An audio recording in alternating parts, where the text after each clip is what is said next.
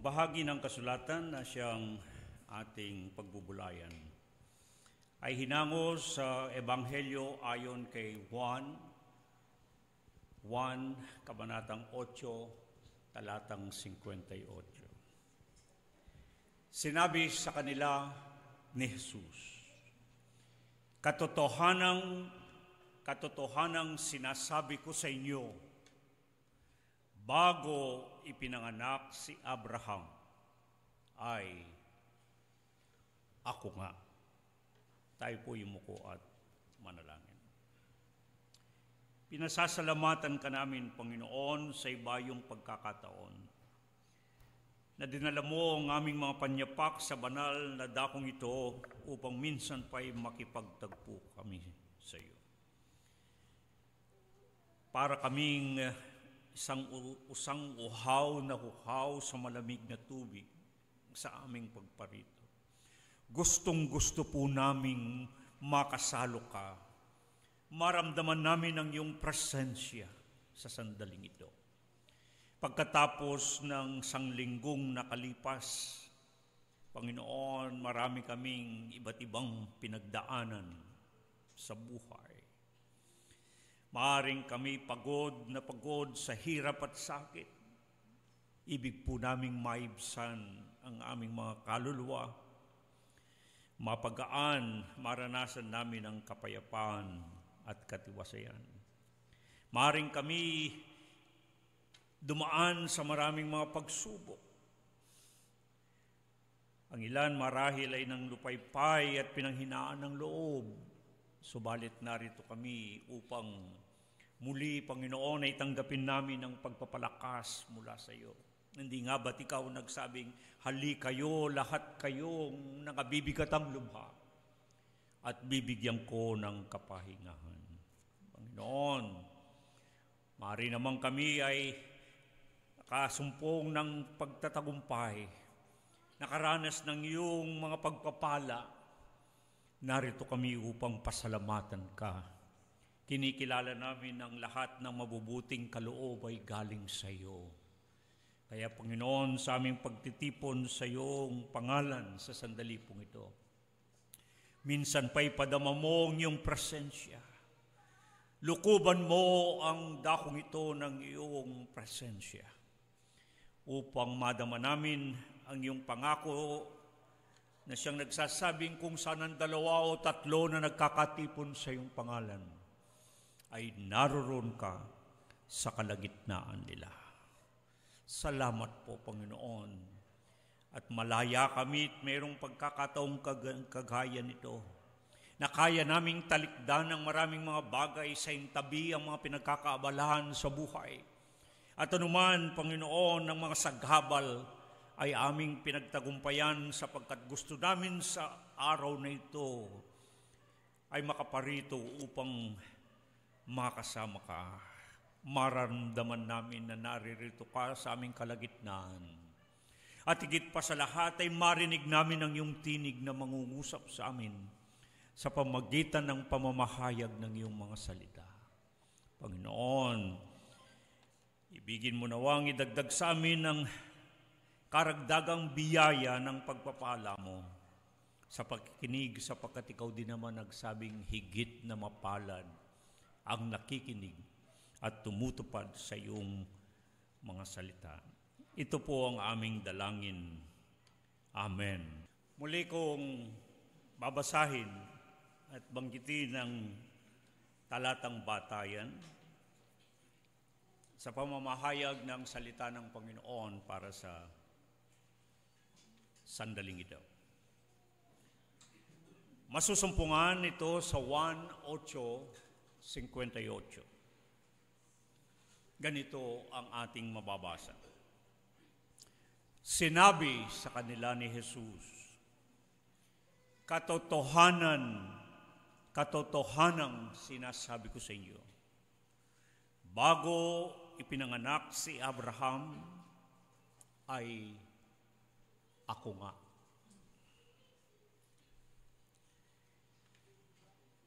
Ang pamagat ng ating araling pagkain para sa umagang ito na naihanda ay ito pong pamagat na ako nga ang ako nga. Paglalarawan ng pagkakakilanlan.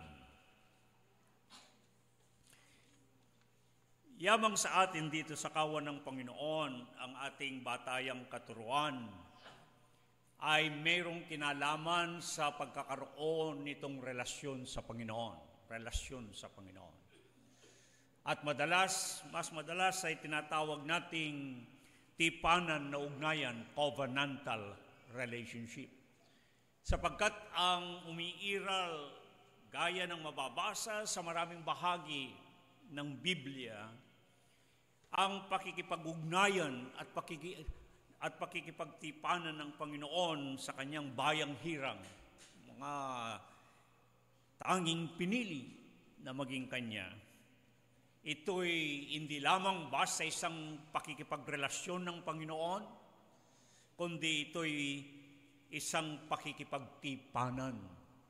Kaya covenant or covenantal relationship.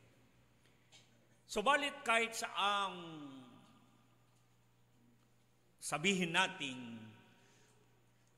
kalagayan, hindi mabubuo ang isang relasyon kung hindi magkakilala ang bawat isa. Hindi po ba? Ilagay ninyo, halimbawa sa relasyon ng mag-asawa, hindi naman yan sa unang banday ikakasal at magiging mag-asawa kung hindi magkakilala ang magkasintahan, ang magnobyo at magnobya. Kaya sa ating mga Pilipino, meron tayong kulturang, bagamat marahil ito ilipas na, hindi na natin nakikita, ay nagkakaroon muna ng pagiging nobyo at nobya, pagsusuyuan, upang ang sabi natin ay magkakilanlan. Di ba? Dahil hindi naman pwedeng ikakasal at mag-aasawa ang binata at dalaga na hindi magkakilala. Di ba? Ganun din naman sa, kahit na sa pagkikipagkaibigan, isang uri din ng ugnayan. Hindi naman maaaring maging magkaibigan ang dalawang tao na hindi magkakilala. Tama po ba? Hindi maaaring sabihin mo na ang taong yan, kaibigan ko, baka naman pagka tinanong yun, isang tinuro mo, sabihin, ay hindi ko nga kilala yan eh.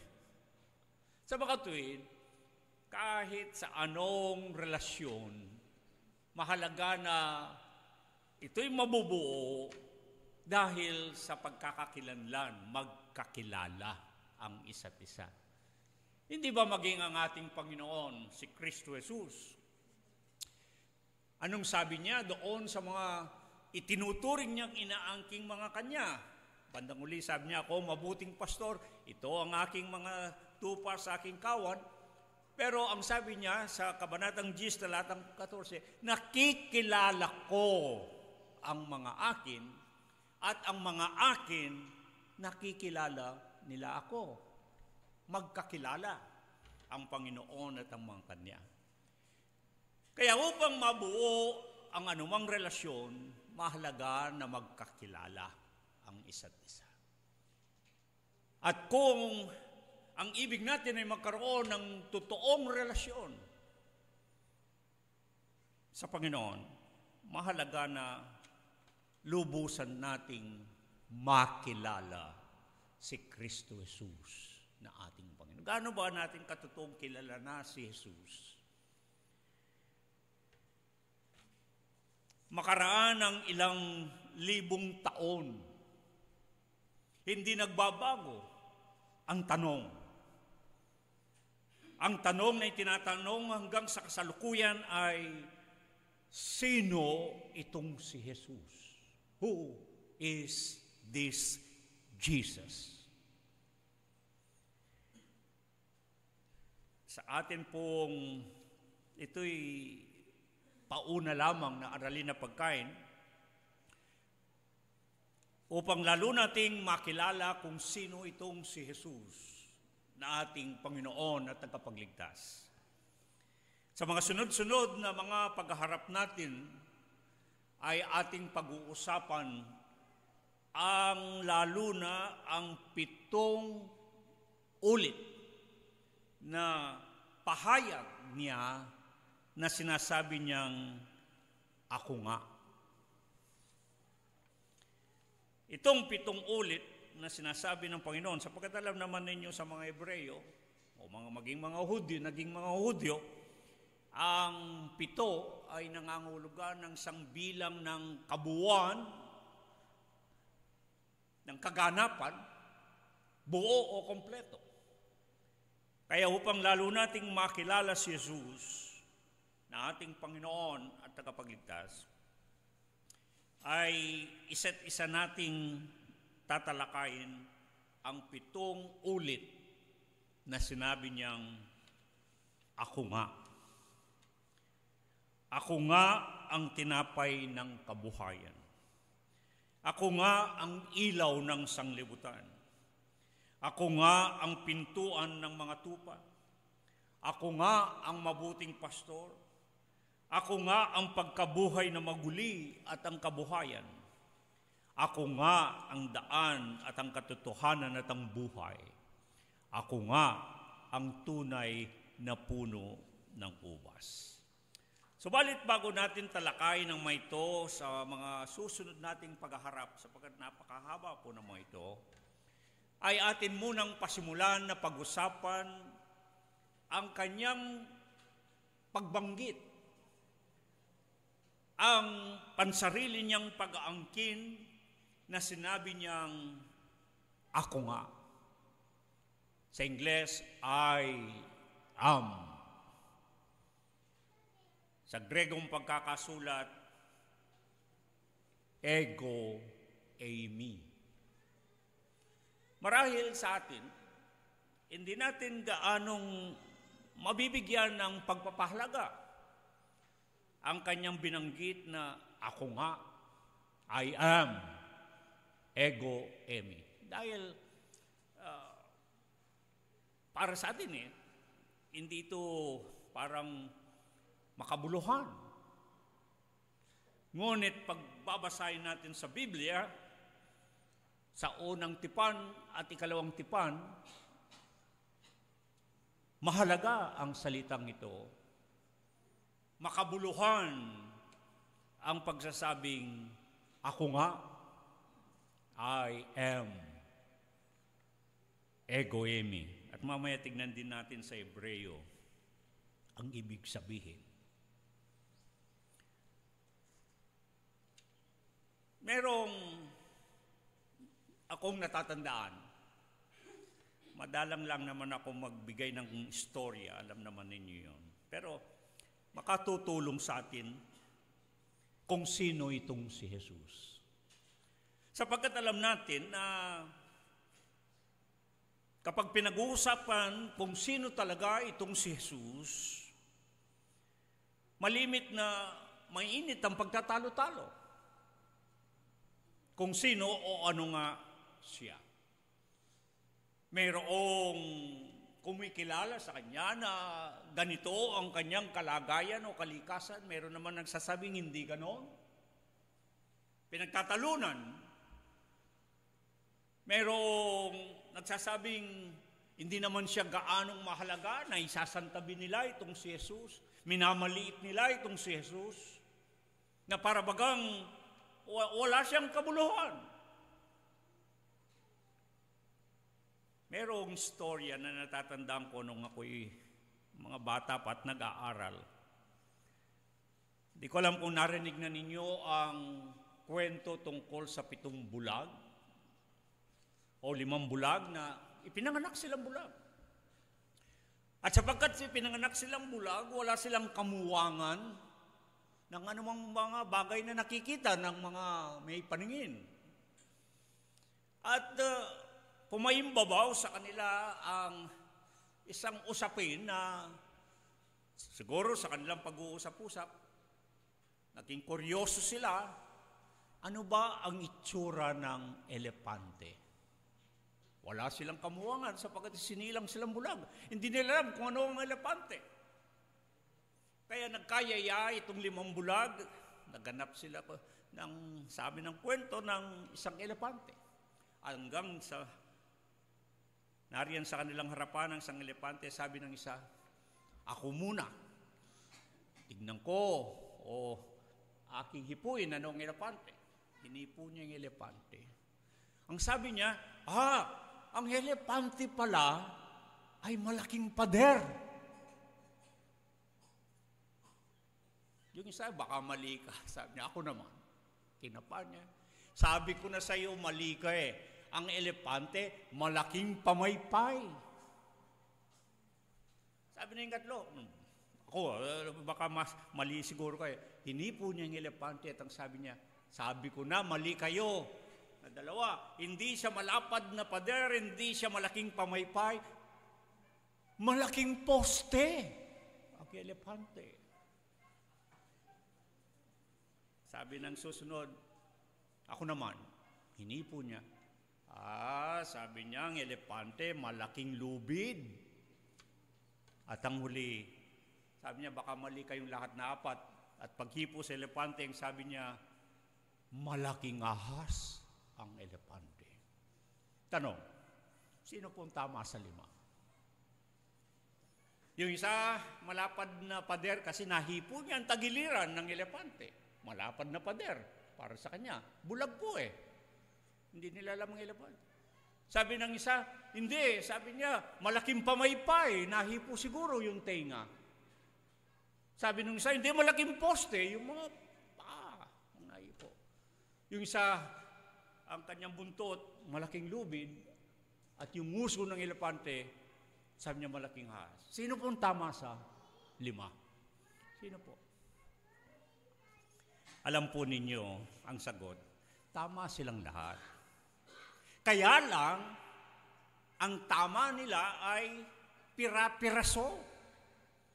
Dapat para mabuo ang buong elepante, pagsamahin ninyo yung 5. Malapad na pader, malaking pamaypay, malaking poste, malaking lubid at malaking nguso, malaking ahas. Yun ang buong elepante.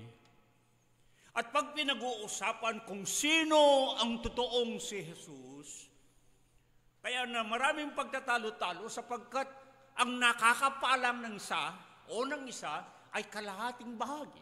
May magsasabing siya ay Diyos. Magpupumilit ang isa, hindi siya Diyos, siya'y tao.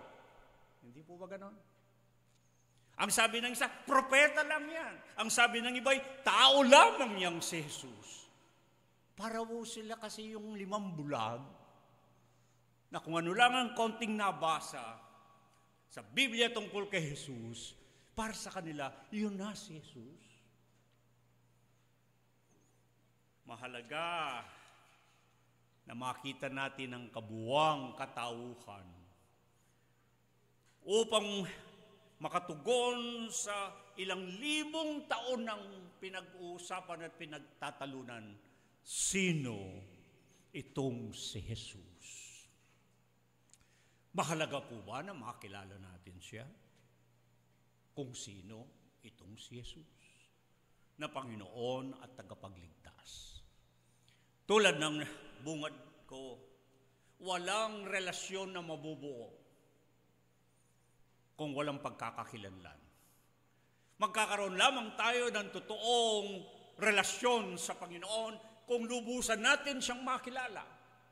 Kung paano sinabi niya, ang mga sariling akin ay nakikilala ko at ang mga sariling akin ay nakikilala ko. At sa kabila nun, alam natin, meron din siyang sinabing, hindi ko kayo nakikilala. Kahit na ginigit nila, Panginoon, nangaral kami, nagsalta kami sa iyong pangalan, gumawa pa nga kami ng imila. Sabi ng Panginoon, lumayas kayo sa aking harapan. Hindi ko kayo kilala. Sa makatuwid, ginigiit na mahalaga na makilala natin ng lubusan si Kristo Jesus upang tayo magkaroon ng relasyon o ng kinalaman o kaugnayan sa Kanya. Sapagkat yan ang ating batayang katuruan dito sa kawan ng Panginoon, relasyon sa Panginoon. gaano katotoo ang ating relasyon sa Panginoon at paano nabuo ang ating relasyon sa Panginoon. Nasabi ng kasulatan sa Filipos 2:6-8 o Galatia 4:4 muna, si Jesus, mababasa sa Biblia, na nang dumating ang kapanahunan ay ipinanganak ng isang babae. At nang siya'y may panganak, inihayag sa Mateo 1:21, ang pangalang itinawag sa kanya'y Jesus. Noong panahong siya'y naparito, Filipos 2:6 ang sabi, na siya'y bagamat nasaan yung Diyos, hinubad niya ito at naganyong alipin na nakitulad sa mga tao. Nagkatawang tao, ang sabi ng 1:14 at unang 1:4-2-3, na paritong nasa laman. Meron siyang ibang anyo yung Diyos ang sabi, at hinubad ito, nakitulad at naganyong tao. Kaya naman, madalas ninyong mababasa, hindi ko nababanggitin ang talata sapagkat ang dami po, inagilap ko lahat ng talata. Dalawang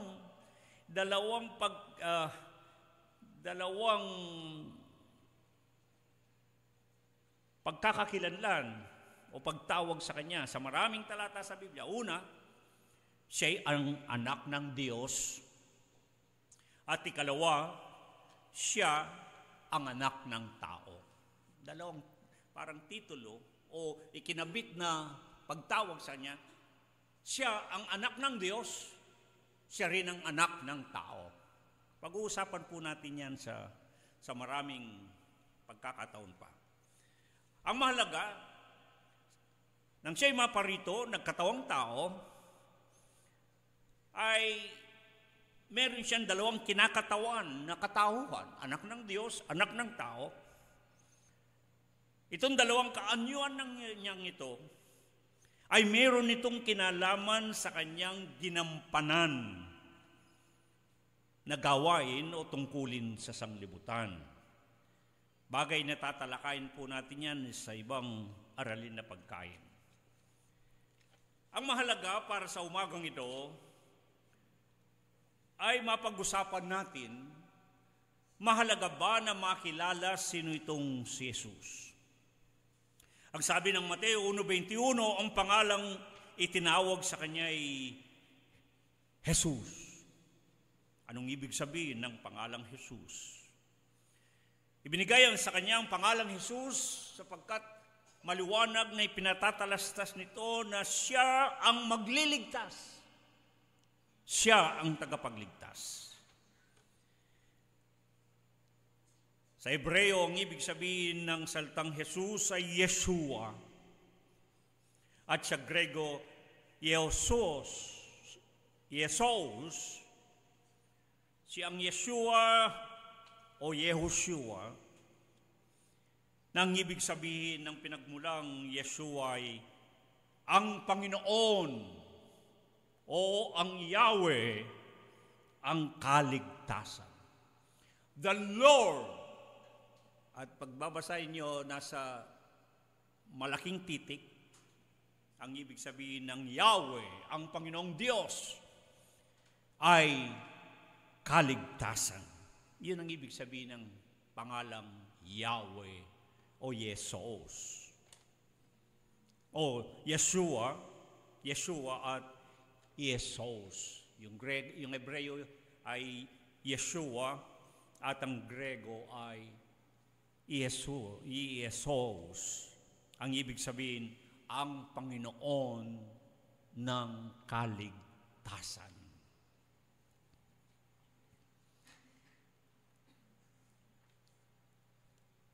Sa Lucas 2:11, nang siya'y pinanganak, nang naparito sa sanglibutan, ang sabi, siya ang isang tagapagligtas, siya ang Kristo, ang Panginoon.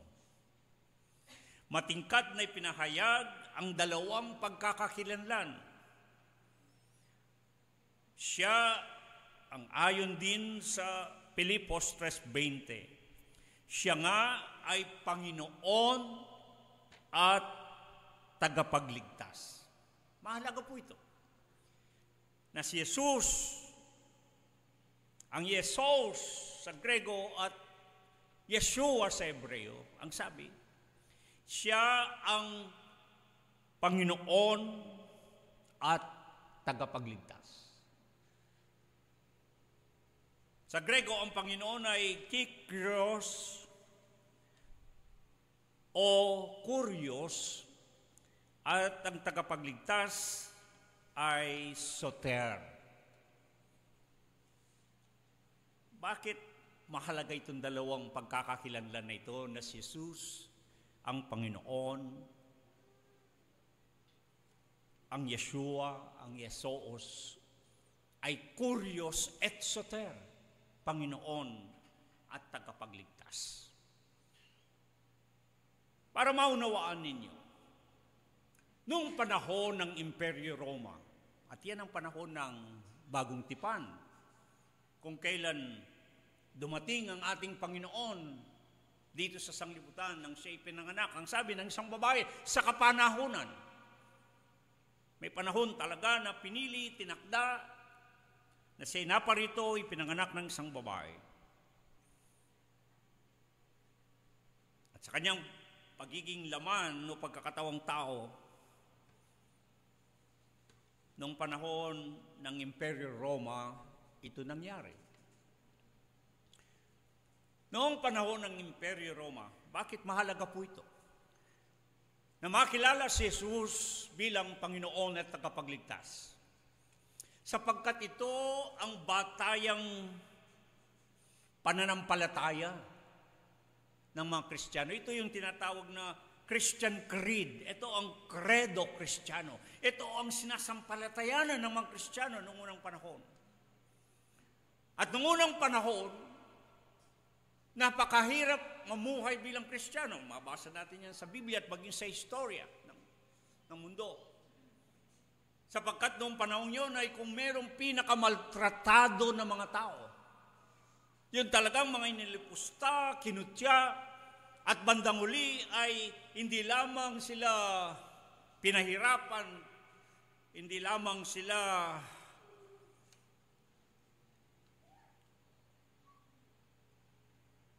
binigyan ng mga pagpaparusa, na sila'y lubusang napighati, kundi marami sa kanilang mga pinatay sa pagiging Kristiyano o pagiging mananampalataya kay Kristo. Ang sabi nga sa Ingles, to live as Christians in those ancient days is to live as if there is always a sword of Damocles hanging over your head. Ang ibig sabihin ng mabuhay ng mga Kristiyano noong unang panahon ay parang palaging meron tabak ng kamatayan na nasa ulunan ng mga mananampalatayang Kristiyano.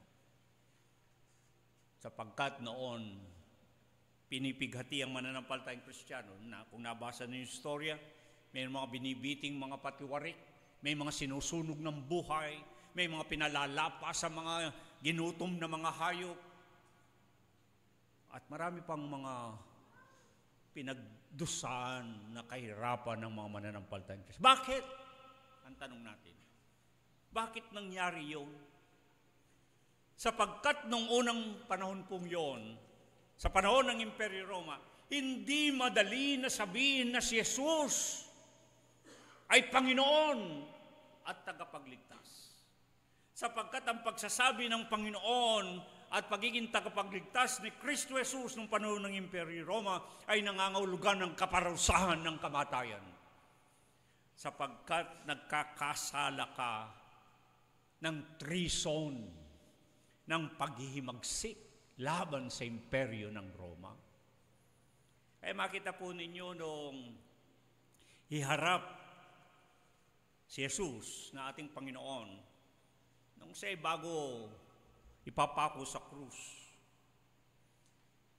ay inahatulan siya ng mga saserdote, ang Sanhedrin ng mga Hudyo, na siya nagkakasala ng pamumusong.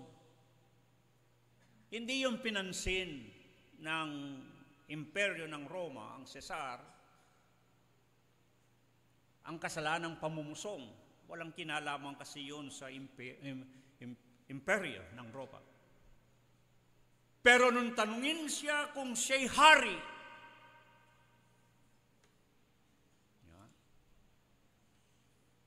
naging batayan yon ng pagpaparusa at pagpapako sa kanya sa krus, sapagkat ibig sabihin, isa siyang rebelde sa imperyo ng Roma. Merong Cesar, may emperador ang imperyo ng Roma. Kaya tinatanong kung siya ba'y hari. Sabi ni Pilato, ikaw ba'y hari? Nasaan ang kaharian mo? May kaharian ang imperyo ng Roma at may emperador na nakahari. At alam mo ninyo, nung panahon ng imperyo Roma, naglabas ng dekreto, an imperial decree.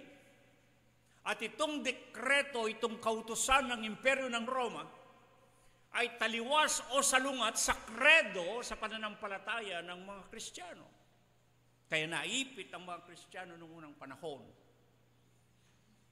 Sa pagitan ng dekreto, kautusan ng imperyo, at ang kredo, ang pananampalatayang Kristiyano. Ipinagutos kasi nung panahon ng imperyo ng Roma na ang emperador, o ang tawag nila ay Cesar, ay Panginoon, Kurios, at siya'y tagapagligtas, Soter. Ang sabi ng dekreto ng imperyo Roma, ang emperador ng Roma, ang kanilang mga Cesar, ay mga Kurios at Soter, Panginoon at tagapagligtas. Kaya, ang mga nasasakupan ng imperyo Roma noong unang panahon, kailangan kang magsunog ng insenso sa harapan ng rebulto o imahe ng emperador, kasi kikilalanin mo siya bilang Panginoon at tagapagligtas mo. At kapag nagawa mo ang pagsamba, ang pagsusunog ng insenso sa rebulto o imahe ng emperador, kinikilala mo siyang bilang Panginoon at tagapagligtas mo, Kurios et Soter, bibigyan ka ng certificate o ng pagkatibayan na kinikilala mo ang Cesar, ang emperador ng Roma, bilang Panginoon at tagapagligtas mo. Gagawin ba yan ng Kristiyano noon? Ang pananampalataya, credo Kristiyano, ang pananampalatayang Kristiyano ay si Jesus, ang Panginoon at tagapagligtas na. Dito naman ang emperador, ang Panginoon at tagapagligtas. Mamimili ang mananampalatayang Kristiyano noong unang panahon. Sino ang iyong Panginoon at sino ang iyong tagapagligtas? Pagpipiliin mo ang emperador, kailangan mong talikdan si Jesus, sapagkat ang sabi ni Jesus, walang makapaglilingkod sa dalawang Panginoon. Kailangan mong iwanan si Kristo Jesus. Kailangan mo siyang talikdan, kailangan mo siyang iwanan. At hindi mo siya kikilalanin Panginoon at tagapagligtas. Kung si Jesus naman ang kikilalanin mong Panginoon at tagapagligtas, magiging ituturing kang rebelde ng Imperyo Roma. Kaya nung panahon, kung babasahin niyo Pilipos 2, 6 at 8, hindi ba? Sinabi, binigyan siya ng pangalang higit sa lahat ng pangalan, upang sa pangalan ni Jesus ay luluhod ang lahat ng mga tuhod. Mga tuhod na nasa langit, sa lupa at maging sa ilalim nito, luluhod sa pangalan ni Jesus, ang pangalang ibinigay na higit sa lahat ng pangalan, at ang bawat dila ay magsasabi na siya ay Panginoon. At ang isang mananampalatayang Kristiyano na talagang kinikilala niya si Jesus bilang Panginoon tagapagligtas, hindi niya iluluhod ang kanyang tuhod kang hinuman, sa emperador o kang hinuman, Kung kinakailangan ang mga berdugong sundalo ng Roma ay kinakailangan balusin ng matigas na bakal, ang mga tuhod mapalud lamang sa imahe, sa rebulto ng Cesar. At kung kinakailangan guntingin ang kanilang mga dila, kung hindi nila sasabihin ng emperador ay ang kanilang Panginoon at tagapagligtas. Kung sasabihin nila ng kanilang dila, si Jesus ang aming Panginoon, ang aming mga tuhod ay hindi luluhod kaginuman, kundi lamang kay Jesus. Ang katumbas noon ay kaparusahan ng kamatayan. Kaya nung panahon yun, hindi madaling mabuhay naman ng palatang Kristiyano. Hindi madaling sabihin, Jesus is Lord. Jesus is Savior.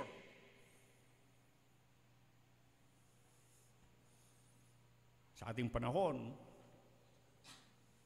napakadaling sabihin na si Jesus ay Panginoon at tagapagligtas. Dahil, walang kaparusahan na nakaumang na naghihintay sa iyo. Pero yung mga mananampalatayang Kristiyano, mababasa niyo yun sa istorya, mapapahaba tayo kung babanggitin ko lahat.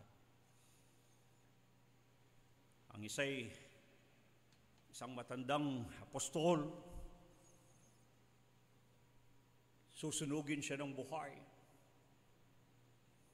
At bago siya susunugin, ang sabi nila ng mga sundalong Romano, kalimutan mo lang si Jesus. Talikdan mo lang si Jesus. Hindi ka susunuging buhay. Pero ang sabi niya sa iyo, lang mga taong nakilala ko si Jesus bilang Panginoon ko at tagapagligtas, hindi ko itatakwil siya. Sinunog ng buhay. Marami pa yan.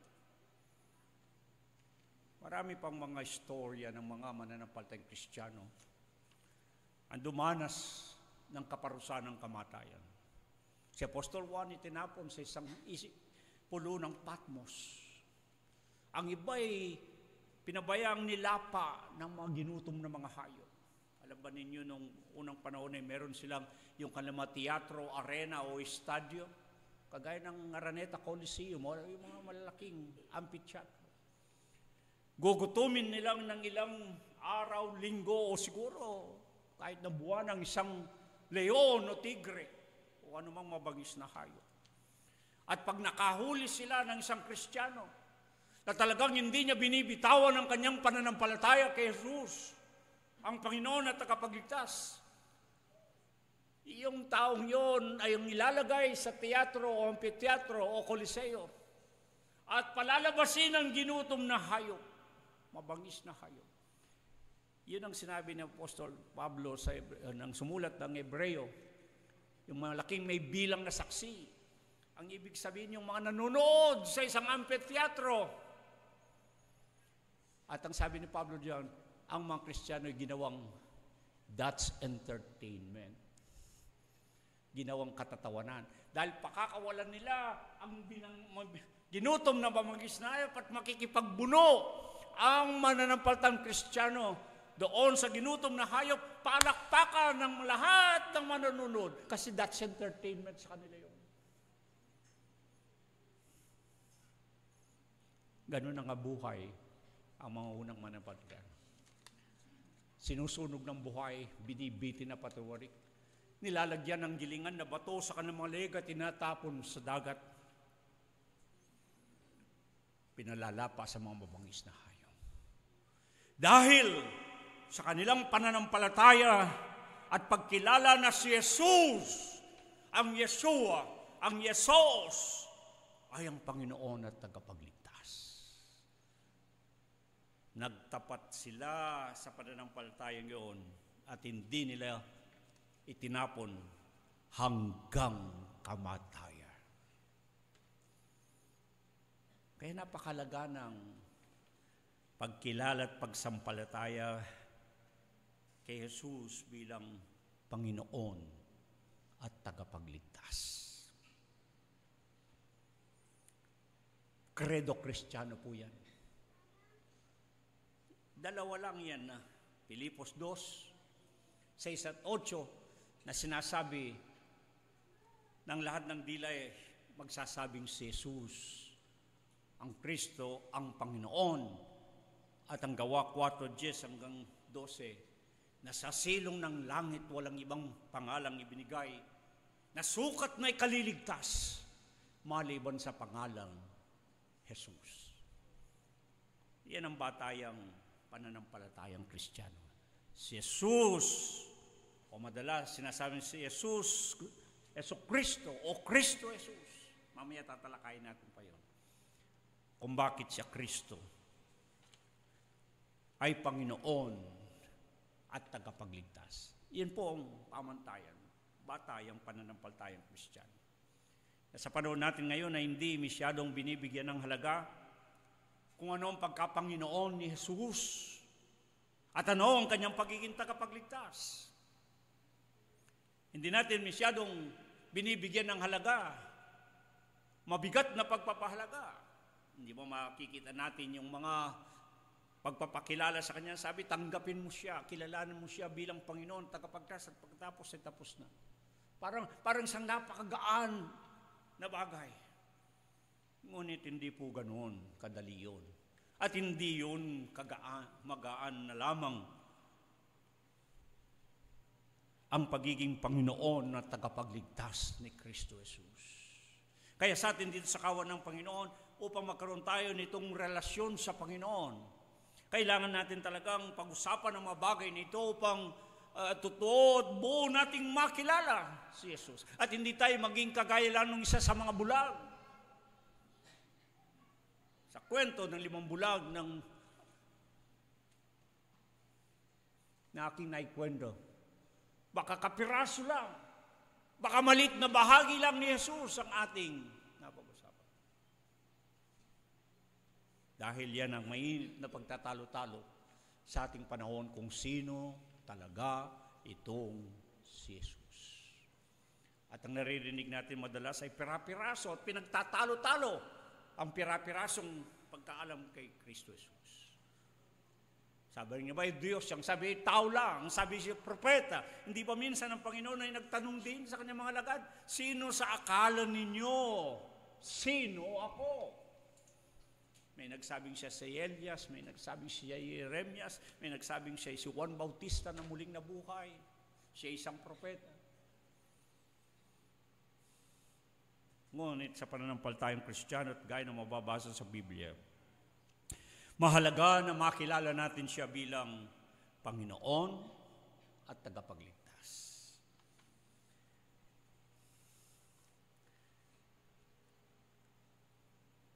Bilang Panginoon. Ang sabi ng Roma 1:4, 1 Corinto 12:3, si Jesus ay Panginoon. Roma 10:12, siyang Panginoon ng lahat. Pilipos 2:5, 9 hanggang 11, si Jesus ang pangalang lalo sa lahat ng pangalan. Upang sa pangalan ni Jesus ay luhod ang lahat ng tuhod ng nangasa langit at nangasa ibabaw ng lupa at ng nangasa ilalim ng lupa.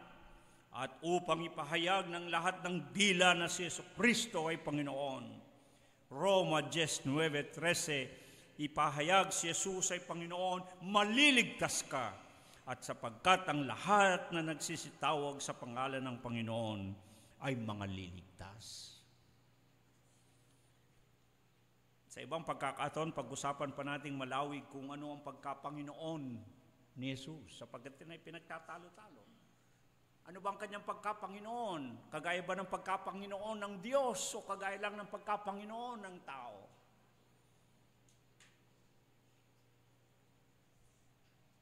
Ikalawa, bilang tagapagligtas. Soter. 1:4-26-42, 1:4-14, ang sabi, si Jesus, ito nga ang tagapagligtas ng sanglibutan. Pwede rin yung basahin ng Tito 2:13. Sa Gawa 5:30-31, ang sabi si Jesus, siyang tagapagligtas. Mga Gawa 4:10-11, sabi, at sa kanino mang iba ay walang kaligtasan, sapagkat walang ibang pangalan sa silong ng langit na ibinigay sa mga tao na sukat nating ikaligtas. Mahalaga po ang mga bagay na ito. Sapagkat magiging ang tagapagligtas, magiging ang kaligtasan. Inaagaw, ninanakaw ng iba. Pinapahayag na sa kanila ang kaligtasan. Sila ang maliligtas. Na nakapandadaya, nakapagliligaw. Ngunit sa Biblia, walang ibang pangalan na ibinigay sa silong ng langit na sukat na ikaligtas maliban sa pangalang Jesus. Di ba ang pangalang Jesus ang ibig sabihin? Ang magliligtas, ang tagapagligtas. Ang Panginoon ng kaligtasan. Tatalakayin pa po natin ng mas palawig yan. O anong ibig sabihin na siya'y Panginoon at anong ibig sabihin na siya'y tagapagligtas? Pansamantala, ang ating pinag-uusapan ay ito. Inako ba mismo ni Jesus na siya nga ay Panginoon, ang Kristo na tagapagligtas? Dagdag ko lang yung pagiging Kristo niya. Madalas kasi mabasa niyo si Jesus ang Kristo. Madalas mabasa niyo yung pinagsamang Hesus Kristo o kaya naman ay Kristo Jesus. Bakit dinagdag pa itong salitang Kristo? Sa kanyang pagiging Panginoon at tagapagligtas. Sa Grego, pag sinabing si Jesus ang Kristo. The Christ. Bakit?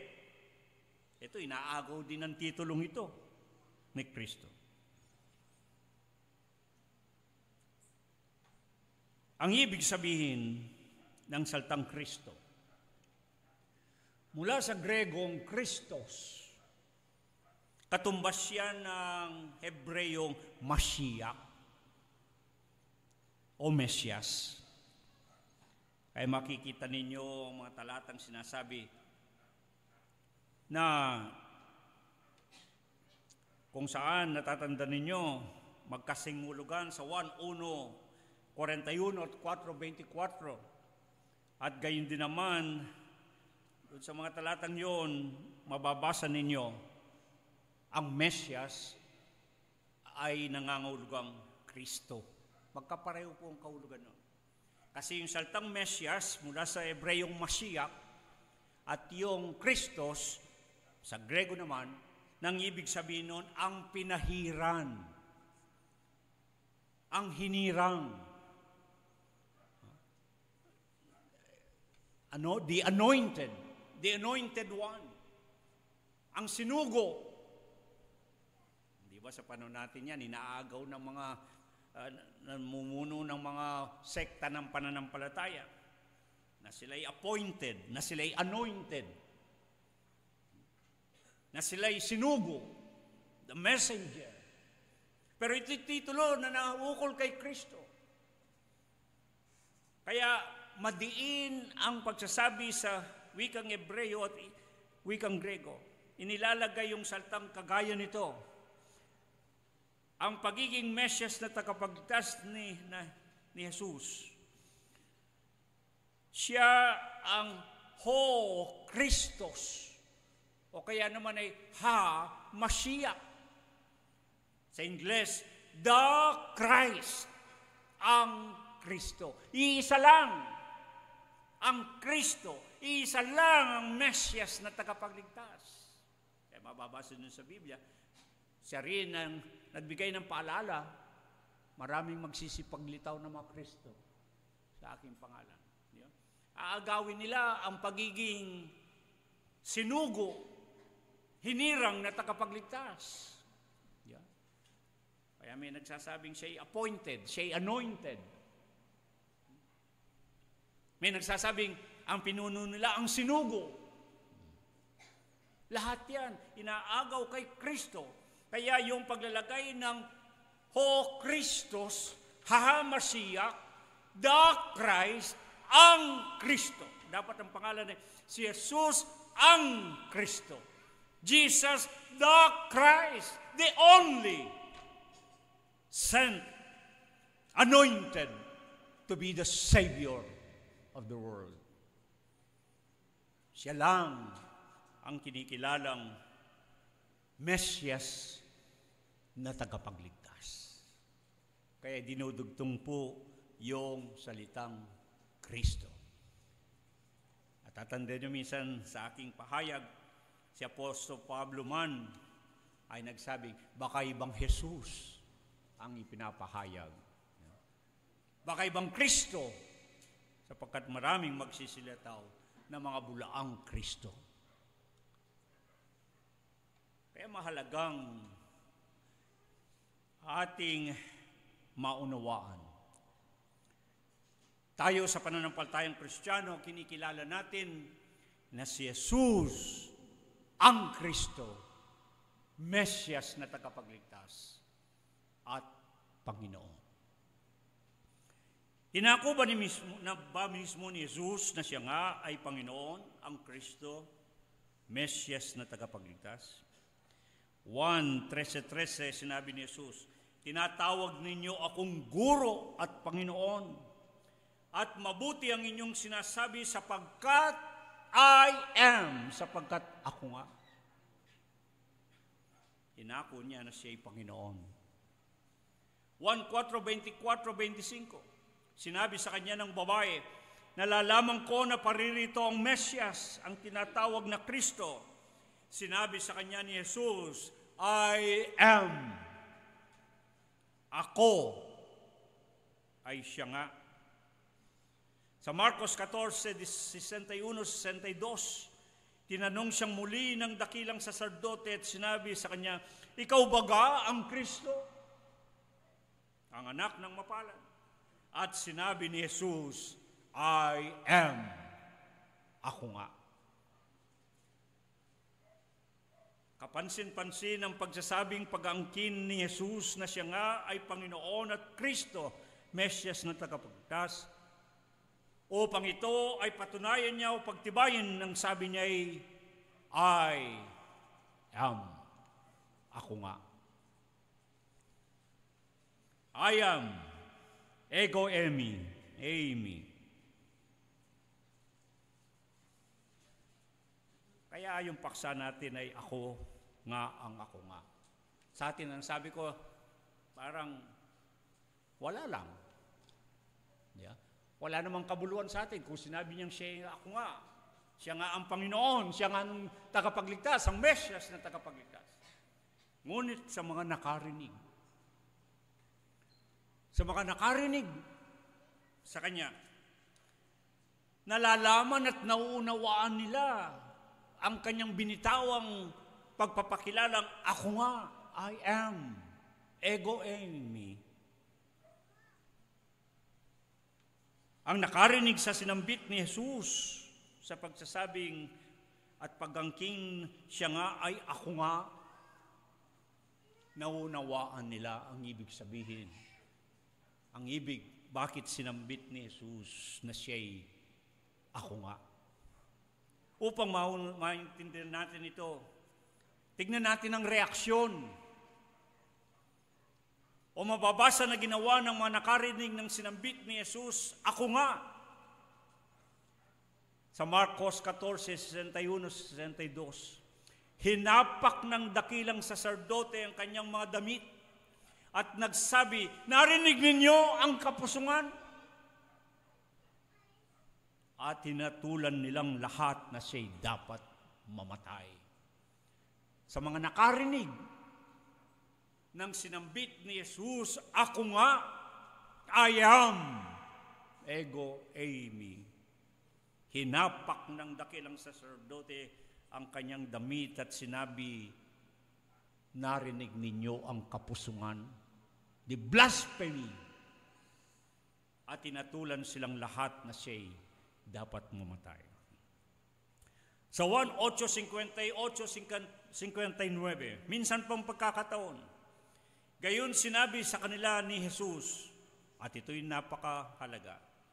Ang sabi ni Jesus, katotohanan sinasabi ko sa inyo. Alam naman ninyo sa mga Hebreo, sa mga Hudyo, kapag ka inulit ang salitang katotohanan, o O sa pagkakasulat sa original na salin ay, Amen at Amen, I say unto you, verily, verily, I say unto you. Amen and Amen, I say unto you. Katotohanan, katotohanan na sinasabi ko siya. Pag sinabing ganun, walang puwang ng pag-aalinlangan. Not even an iota of doubt.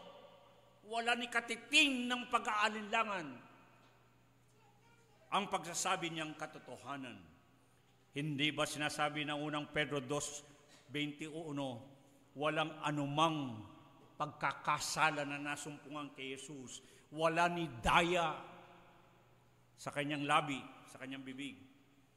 Hindi ba sinabi din ng 1:14 siya ang katotohanan? Kaya hindi nagsisinungaling si Jesus. Hindi siya nagsasabi ng kasinungalingan, kundi Amen at Amen. Katotohanan at katotohanan sinabi niya, ako nga. Katotohanan sinasabi ko sa inyo, ako nga. Bago ipinanganak si Abraham, ako nga. Before Abraham, I am. Anong reaksyon nila ng mga nakarinig? Mababasa natin ang nangyari sa 8:59. Sila nga'y nagsidampot ng mabato upang ihagis sa kanya. Babatuhin siya. Bakit siya babatuhin? Ang sabi ng kautusan, Levitico 24:15-16, sino mang mapanungayaw sa kanyang Diyos ay magpapasan ng kanyang sala, at ang lumapastangan sa pangalan ng Panginoon ay papataying walang pagsala. Walang pagsalang lumapastangan sa pangalan ng Panginoon. Anong sabi? Pagbabatuhanan siya ng buong kapisanan hanggang mamatay.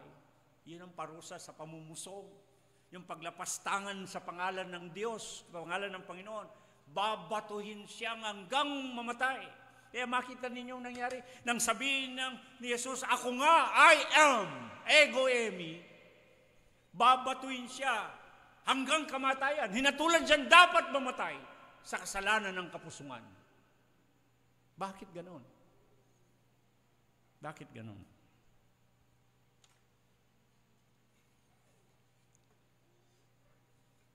Naintindihan nila ang narinig nila na sinambit ni Jesus. Tayo, marinig natin yung, ako nga, ang sabi ni Jesus. Wala lang sa atin yun. Pero sa mga Hudyo, ang magbanggit ng gayon ay paglapastangan sa pangalan ng Panginoon. Kapusungan, pamumusong, blasphemy. At ang nagsasabi ng ako nga ay kailangang batuhin hanggang mamatay. Kaya nila babatuhin si Jesus. Kaya nga nila hinatulang mamatay nang dahil sa sabi nila'y namumusong. Nilalapastangan ang pangalan ng Diyos. Parang sinasabi nila, bakit mo inaangkin ang pangalan ng Diyos? Sapagkat kung mababasa ninyo sa Exodo 3:14-15, ang pagsasabi ng ako nga ni Jesus ay ipinapaalala ang pagpapakilala ng mismong Panginoong Diyos ng kanyang sabihin, ako nga. At sinabi ng Diyos kay Moses, ako, yaong ako nga.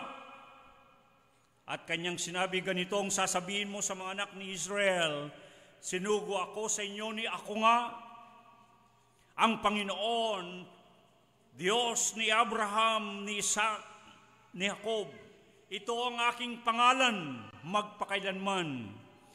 Ito ang aking pinakaalala sa lahat ng mga lahi. Ako nga, ang sabi ng Diyos. Sa Hebreo, haya, ego eimi sa Grego. Yung haya, nandun yung ugat na saltang Ya na pinagmulan ng pangalang Yahweh, ang Panginoon. Yun ang sabi ng Diyos. Nung tanungin kasi ni Moses, anong pangalan mo? Nung kaharap niya ang Diyos, doon sa naglalagablab na puno na hindi nasusunog. Kung isusugo mo ko sa iyong bayang Israel, tatanungin nila ako, sino ang nagsugo sa iyo? Anong pangalan? Ang sabi ng Diyos, ako, yaong ako nga. Eye, Asher, Eye. Ako nga, haha, Ya, ako mismo. Sabi ni Paul, ako nga. Kaya nung banggitin ni Jesus, at sabi niya, ako nga, galit na galit ang mga Hudyo. Dahil bakit niya ipinakikilala? Tingnan niyo sa ibang pagkakataon. Tinanong sila ni Jesus, hindi ba? Tinanong sila ni Jesus, bakit niyo ako binabato? Anong sabi nila? Sapagkat ikaw kanya, isa kang tao, nagkukunwaring ikaw ay Diyos. Naintindihan nila. Naintindihan nila ang binanggit ni Jesus nang sabi niyang, ako nga. Kaya siya babatuhin. Hindi ang sabi ng mga Hudyo, hindi nang dahil sa iyong mabuting gawa, kundi nang dahil ikaw ay nagkukunwaring Diyos, gayong ikaw ay tao. Naintindihan nila na inaangkin ni Jesus ang pagiging ako nga, ang pagiging Panginoon na nagpakilala kay Moses na ako nga. Isang pagkakataon, mababasa ninyo sa ng ating Panginoon ay damputin, kunin. Sa 1:18:5-6, pulutong ng mga kawal ang dumating. Ibig sabihin, malaking bilang, hindi isang sundalo, dalawa, tatlo lang, isang pulutong. Kumbaga isang squadron, isang grupo ng mga sundalo ang dumating. At kasama nila ang mga punong kawal pa ng mga pangulong saserdote at mga pariseo na nagsiparoon na may mga ilawan, mga sulo at mga sandata. At inahanap nila si Jesus. Alam niyong nangyari? Pagkasabi ni Jesus, I am. Pagkasabi ni Jesus, ako nga.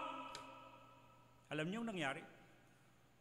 Ang pulutong ng kawal ay nagsipagurong at nangalugmok sa lupa.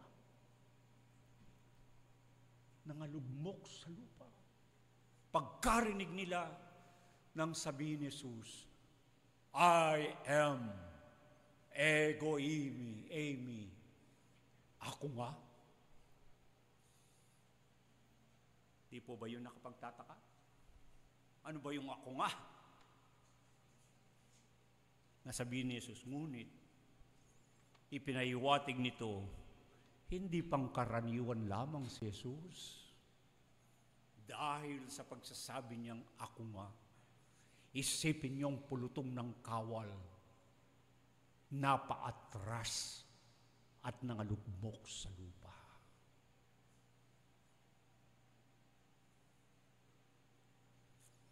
Kaya mahalaga na makilala natin siya kung sino itong si Jesus.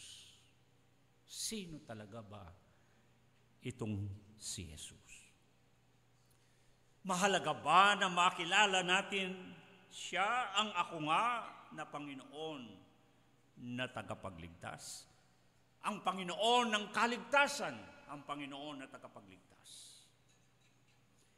Mismong si Jesus sa 1:13-19, si Kristo Jesus ang tanging nagsabi ng ganito, kayo'y magsisampalataya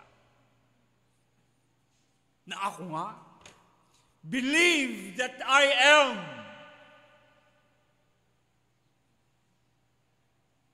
Sa kabila naman doon, sa mga hindi nagsisampalataya sa Kanya na siya nga ang ako nga. Mababasa niyo sa 8:24 ang sabi, magsisampalataya kayo na ako nga, believe that I am. But if ye believe not that I am. Ngunit kung hindi kayo magsisampalataya na ako nga, anong sabi niya? Mga mamatay kayo sa inyong kasalanan. Napakabigat po ng binitawang kataganang Panginoon. Sabi niya, magsisampalataya kayo na ako nga, believe that I am. Doon naman sa hindi nagsisampalataya sa Kanya na siya nga ang ako nga, ang sabi niya, mga mamatay kayo sa inyong kasalanan. Bakit? Sapagkat sa unang 1:23, utos ng Diyos. Anong utos ng Diyos na mababasa?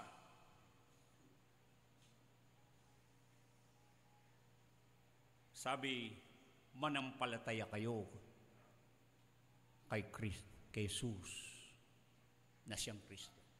Ang Diyos ang nagutos mo. At unang 1:4, sino mang sumasalangsang sa kautusan ay gumagawang kasalanan. Yamang kasalanan ay pagsalangsang sa kautusan. Kaya po napakahalaga na makilala si Jesus na siyang Kristo. At pag binasa ninyo ang buong 4 na ebanghelyo, Mateo, Marcos, Lucas at Juan, lalo na kay ebanghelyo ayon kay Juan, iisang pagpapakilala na si Jesus ang Kristo, that Jesus is the Christ. Nagsimula si Juan sa kanyang unang kabanata hanggang katapusan ng kanyang ebanghelyo. Iisa ang kanyang topiko, iisa ang kanyang paksa na sumampalataya kay Jesus na siyang Kristo. That Jesus is the Christ. Jesus o Christos. Yeshua HaMashiach. The Messiah, the Savior of the world. And by believing, you shall have eternal life. Yan ang pagwawakas ng aklat ng Ebanghelyo ng Juan. Tignan po ninyo, kabigat ito. Ang sabi ni Jesus, manampalataya kayo na ako nga, believe that I am. At kung hindi ka naman sasampalatayang siya nga ang ako nga, ang sabi niya, mga mamatay kayo sa inyong kasalanan.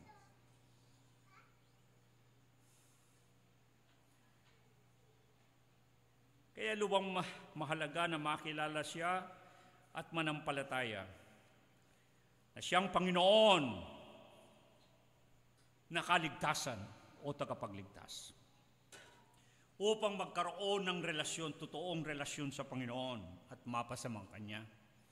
Di 1 14, 16, 26, 28, ang sabi, may bibilang sa mga nakikilala at kinikilala ng mga Kanya, na mga tupas sa kanyang kawan, na binigyan niya ng pangako ng paniniguro, ng katiyakan ng kaligtasan, na sila'y bibigyan niya ng buhay na walang gan, kailan may hindi malilipol at hindi sila agawin ng sinuman sa kanyang kamay.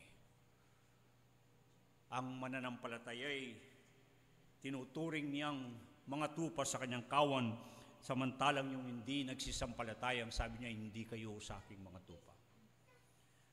Pinagtibay ito ni Apostol Pablo sa Efeso 2:12. Ang sabi niya, ang sinumang hiwalay kay Kristo.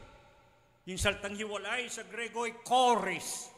Nang ibig sabihin ay wala kayong kinalaman, wala kayong kaugnayan, wala kayong relasyon kay Kristo Jesus na Panginoon. Anong sabi niya? Hindi kayo kabilang sa bansa ng Israel. Taga-ibang lupa kayo ng mga pangako at ng mga tipan. Wala kayong aasahan at wala kayong Diyos sa sanglibutan. Yung walang relasyon sa Panginoon kay Kristo Jesus. Hindi kasali sa mga tanging pinili hindi kababayan ng bayang hinirang ng Diyos. Kaya mahalaga ang makilala at manampalataya kay Kristo Jesus upang kilalanin niyang Kanya. O kung hindi naman, hindi sasampalataya, ang sabi niya, hindi ko kayo kailanman nakikilala. Palagi nating ipanaliliwanag yung salitang nakikilala at kinikilala, kumilala, nakakakilala. Yung wikang Hebreo na yada at ng Gregong hinosko. Nang ibig sabihin, hindi lamang yung may nalalaman ka tungkol sa Kanya, may kaalaman ka, kundi may kinalaman ka dapat sa Kanya. Mayroon kang kaugnayan. Magkaiba po yung kaalaman sa kinalaman o kaugnayan. Marami tayong kilalang tao, may alam tayo. Lalo na kung pag-usapan natin ang buhay ng may buhay, alam natin yan. Ang katabing bahay natin, ganito yan. Doon yan nagtatrabaho. Marami tayong alam, pero hindi nangangulugan, may kaugnayan tayo sa kanila. Ganon din kay Jesus. Lalo ng mga Pilipino, mga reliyoso ang mga Pilipino. Maaari nang sabihin, kilala namin si Jesus, may alam kami kay Jesus. Pero nakikilala nila si Jesus. Ang tanong, nakikilala ba sila ni Jesus? Di ba palagi kong pinagagaan ng usapin sa isang ilustrasyon? Kung tanungin mo ang lahat, kilala ba ninyo ang presidente ng Pilipinas? Natural, magtataasan tayong lahat ng kamay. Sino bang hindi nakakalam, nakakakilala kung sinong presidente ng Pilipinas? Pero kung baliktarin natin ang tanong, kilala ba kayo ng presidente ng Pilipinas? Hindi siguro tayo makapagtataas ng kamay. Maaari nating sabihin, kilala natin si Jesus, ang Panginoon at tagapagligtas. Ngunit, kinikilala ba tayo niya na mga Kanya? Kailangan magkakilala. Nakikilala ko ang mga akin, ang sabi niya, at ang mga akin nakikilala nila ako.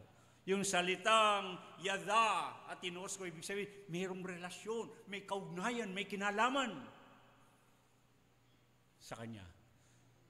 Kaya pinaggigiitan natin dito sa kawan ng Panginoon ang batayang katuruan, relasyon sa Panginoon, sapagkat bandang huli, paghaharap ang lahat sa Kanyang luklukan at gagawin ng paghatol, yung nakikilala niya, sabi niya, manahin ninyo ang kaharian ng Diyos.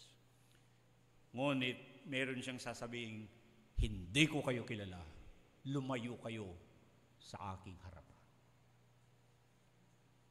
Kaya, ang pamantayan sa kawakasan ng lahat, meron ba kayong relasyon sa Panginoon? Nakikilala ba ninyo siya? At nakikilala ba na niya kayo? Mga kapatid, ipagpapatuloy natin ang ating usapan dito sa binanggit ni Jesus na pagpapakilala niyang sariling ako nga.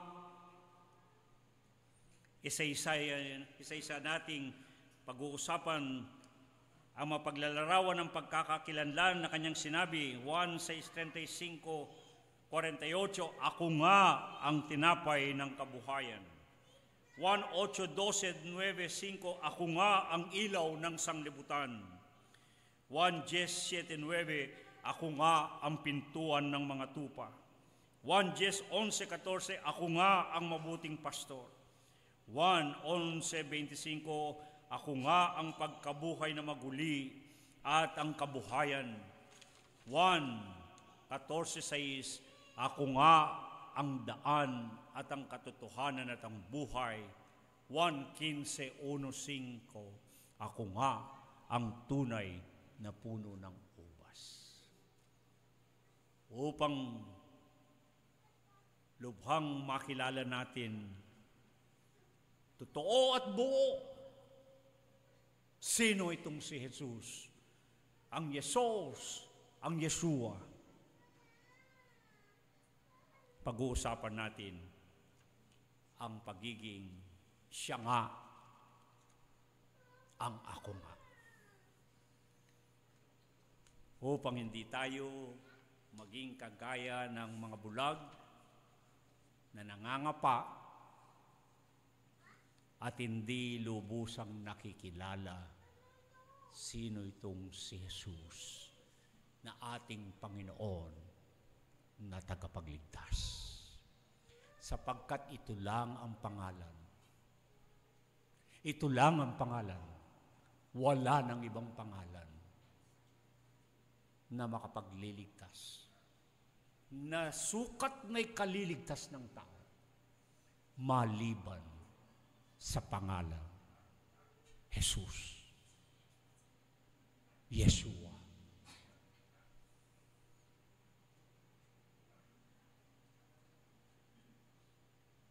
Gabayan nawa tayo ng Panginoon sa pamagitan ng Kanyang Espiritu sa susunod nating pagharap upang isa-isay nating talakayin ang pagiging ako nga. Sa 7 ulit. Hindi po basta yun. Nagkaganon na lang. Sapagkat sa mga Hebreo, sa mga Hudyo, pagka 7 ang pinag-uusapan. Kaya makita nyo sa Biblia, ang daming 7. Para tandaan nyo sa ating mga Pilipino, ang tawag niya 7-7. Buo, totoo, ganap, kompleto, walang kulang. Pag binabanggit ang bilang na 7. 7 ulit. Inulit-ulit na binanggit ni Jesus. Ako nga, I am, ego, eimi. Tayo po yumuko at manalangin. Panginoon, kami po ay nagpapasalamat sa ibayong pagkakataon. Ibig po namin, Panginoon, na lubusang mabuo o magkaroon kami ng totoong relasyon sa iyo, Panginoon. At napapangyari ang pagkakaroon ng relasyon sa pagkakakilala sa isa't isa. Ibig po namin, Panginoon, mapabilang kami doon sa mga sinabihan mong nakikilala ko ang mga akin at ang mga akin ay nakikilala ako. Ibig po namin na totoo, Panginoon, mapabilang kami sa mga nagsisimpalataya sa iyo at itinuturing inaangking mo mga tupa sa iyong kawan na binigyan mo ng pangako ng paniniguro, ng katiyakan ng kaligtasan na iyong sinasabi sa iyong mga tupa sa iyong kawan. Sila'y binibigyan ko ng buhay na walang gan, kailan may hindi sila malilipol at walang makaagaw ng sino man mula sa aking mga kamay. Panginoon, mabigyan nawa kami ng totoong pagkakataon na mapabilang sa iyo. Makasama sa mga kinikilala mong iyo. Mga nagsisampalataya sa iyo. Sapagkat ang hindi nagsisampalataya na ikaw nga ang siya nga, ang Kristo na tagapagligtas, Mesyas na tagapagligtas at Panginoon, hindi sa iyong mga tupa. Ang ibig po namin, Panginoon, mapasayo, mapabilang, makasamang mapabilang sa mga tupa sa iyong kawan na nagsisampalataya sa iyo, na ikaw nga ang Panginoon at tagapagligtas.